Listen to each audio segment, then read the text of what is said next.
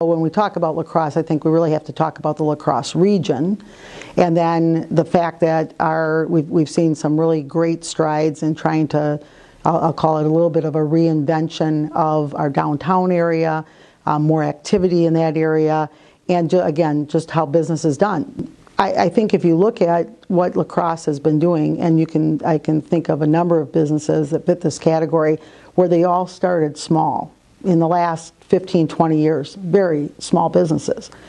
They have grown and they've developed, and there's been the environment here to have them be able to have that growth pattern.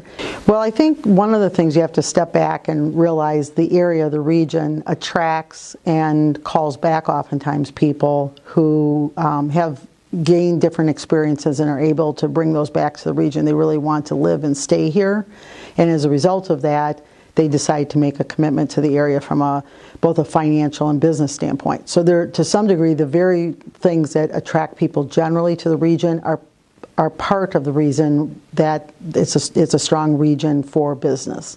We also see that most businesses are successful, are growing because they also grow jobs, and you've got a level of employee commitment. Oftentimes in our community, you see it uniquely even in some of our larger firms, where they really have employees engaged. A lot of times people today will say that if we can engage the workforce as employees, but also kind of with an ownership mentality, we're going to have a stronger business, and a stronger business is going to grow. And we see that. We see other trends like cooperatives. You see those a little bit stronger in our region. There's some great examples where they started small and now have grown. So I think that engagement of ownership with what oftentimes fosters the growth is the individuals within the businesses.